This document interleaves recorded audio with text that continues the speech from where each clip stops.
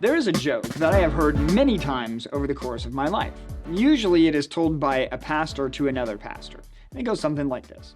Ministry would be so easy and so great if it wasn't for the people. Why is that funny? It's funny because as lovers of Scripture and followers of Jesus, we understand that the entire point of ministry is people. Let me take that idea one step farther today. When God calls us out of darkness and into His light, when He gives us a purpose and calls us to make disciples, what God calls us to do and be in the Christian life involves other people. When we lose sight of that reality, we can easily get stuck wondering what the point of our circumstances is. The trials and difficulties God allows into our lives have a purpose beyond our own personal growth and learning.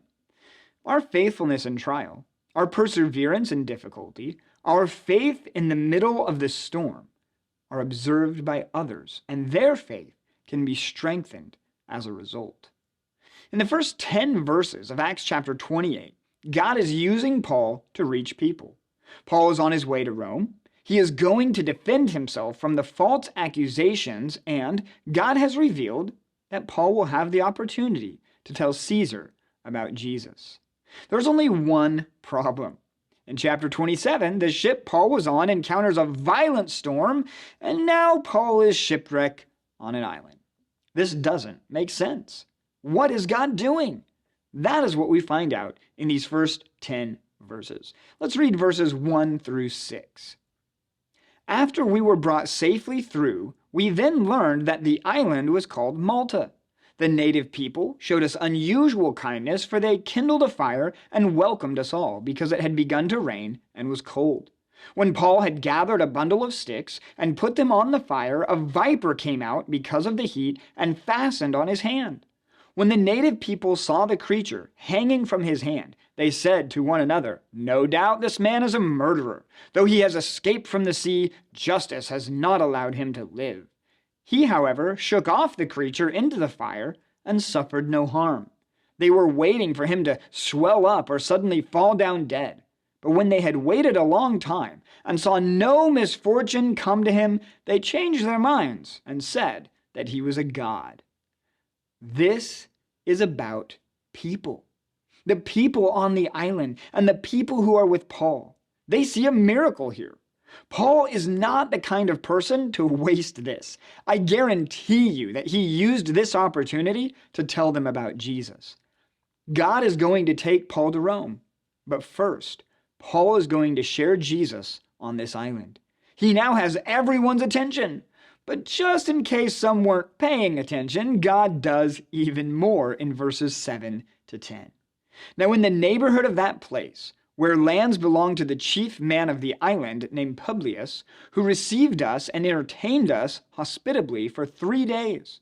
It happened that the father of Publius lay sick with fever and dysentery, and Paul visited him and prayed, and putting his hands on him, healed him. And when this had taken place, the rest of the people on the island who had diseases also came and were cured.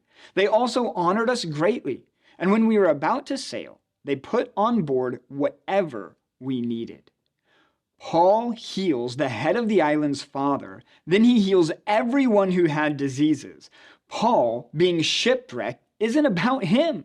It is about God showing His power and glory to draw people to Himself. As a result of what God has done, the people of the island provide everything Paul and those with him need. Here is the point I don't want us to miss. God's purpose in the storm and shipwreck and snakebite was to reach people.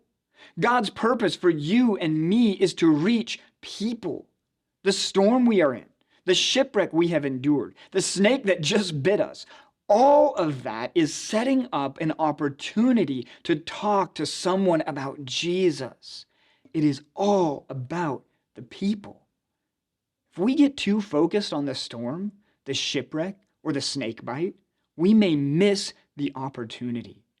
As you and I endure what comes our way, may we see and take advantage of opportunities to tell people about Jesus.